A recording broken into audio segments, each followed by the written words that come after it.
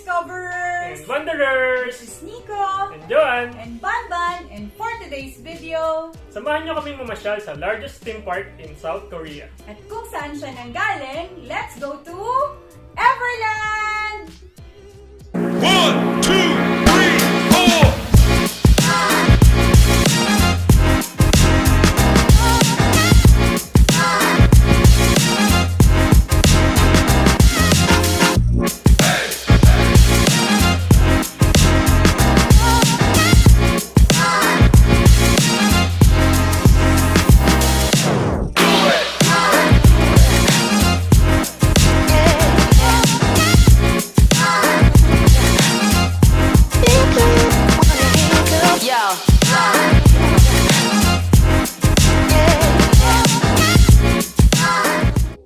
Excited na ba kayo, Wanderers, for our adventure today? Kasi kami super excited na, kaya tara, samahan nyo kami. From Gangnam Station papunta ng Everland, we took a public bus pala. Paglabas namin ng Gangnam Station, pumunta na kami sa bus stop para hanapin yung bus number 5002. Yun kasi yung bus number na papunta sa Everland. And it costs around 2,801 per pax. And yung travel time from bus stop going to Everland will take about an hour lang.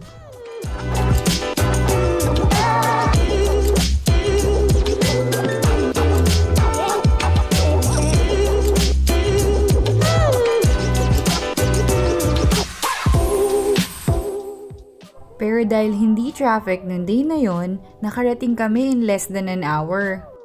From drop-off station, siguro meron lang mga 5-minute walk papunta dun sa entrance ng park. Welcome to Everland, Wanderers! Medyo gloomy at maulan nung umaga, pero nag-clear din naman nung nag-start na kaming mamasyal. Did you know, Wanderers, that it is the largest amusement park in South Korea? Nag-open siya noong April of 1976. It has 5 themed areas, and it is also decorated according to different themed festivals throughout the year. And nung time ng visit namin, malapit na yung Halloween. And around this time of the year, Halloween festival yung theme ng park. Let's go, Wanderers!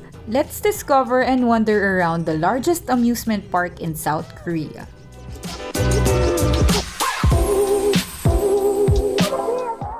We went here pala on a Friday, kaya medyo marami ring tao.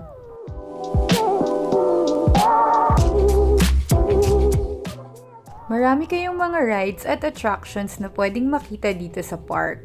But for today, we already have a few rides in mind na gusto talaga naming sakyan.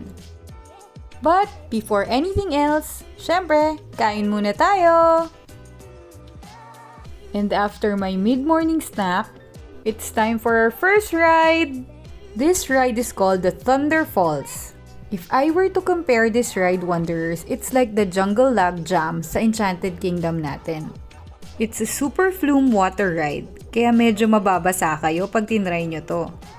This ride is super fun and I would recommend you try this one.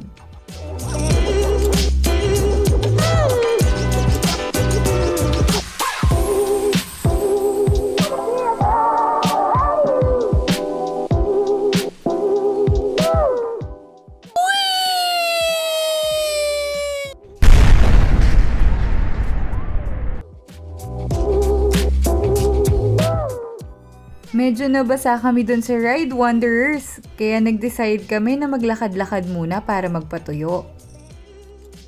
And while wandering around, nakarating kami dito sa isang theme area ng park. This is the European Adventure. Here you can see the beautiful rose garden. And marami ding mga restaurants dito in European style structures.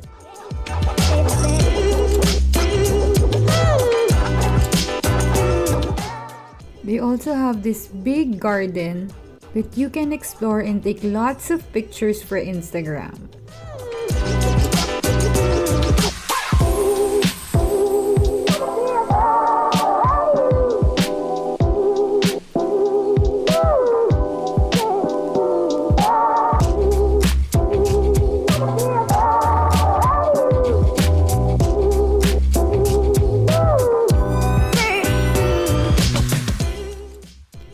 pala yung mga restaurants na sinasabi ko kanina, Wanderers.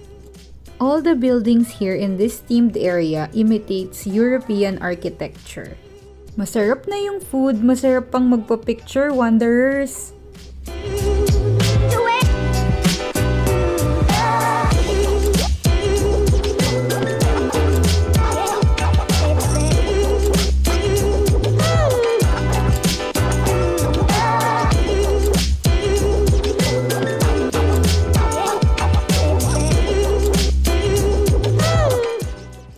After our stroll, nanood din muna kami ng Halloween parade. It was a short one, pero super cute and very entertaining ng mga characters.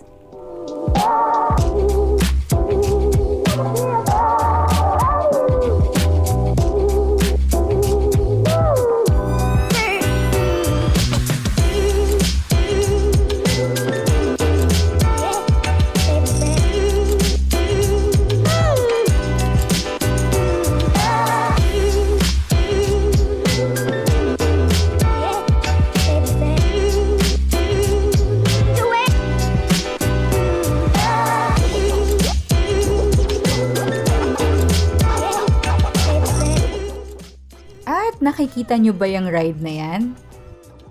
At dahil yan ang favorite ride ni Nico, he will tell you his experience about this one. Welcome to T-Express. This is the most popular ride in all of South Korea.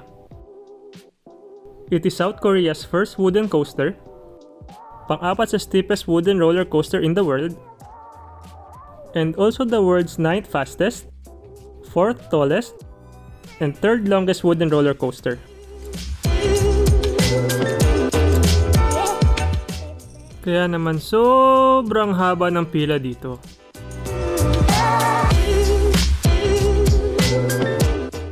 At dahil kami lang next, see you na lang pagbaba! And after his thrilling ride, niyaya ko siyang maglaro sa isa sa mga Carnival games. Ang cute kasi ng mga prizes eh, kaya sabi ko sa kanya, ipanalo niya ako or else walang uuwi. Ayan na, Wanderers!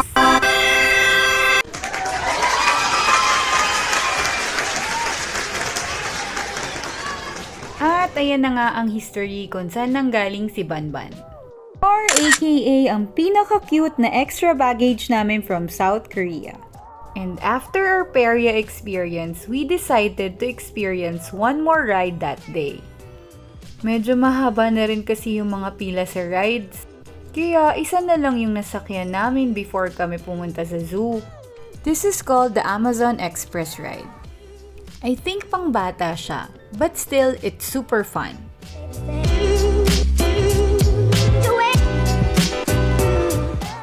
And after namin sa mga rides, we decided to visit one more attraction here in Everland. This part of Everland is called the Zootopia. It's a 15,000 square meter zoo and exhibits about 2,000 animals. Kaya lang nung nagpunta kami, it's near closing time. Kaya konti na lang yung animals na nakita namin. Like this cute and very hyper fennec foxes. Super playful and very energetic ng mga to. At nandito rin si Nico. Ay, monkey pala! And we discovered na meron silang mga capybaras here sa zoo. Ang cute nila, no, Wanderers? Meron din palang mga pandas dito pero hindi na namin sila naabutan. Kaya after our short side trip to the zoo, we decided to do a little bit of shopping na lang. If you want to buy some souvenirs and do a little bit of shopping, marami ring mga stores dito sa loob ng Everland. Our visit here in Everland is truly a fun and exhilarating experience for me and Nico. Time to head back to Seoul! And that's it for today's video. Thank you guys for And watching! kung nag-enjoy kayo, Please do subscribe to our channel give us a thumbs up and hit that bell for more of our adventures and misadventures as we discover and wonder! Bye!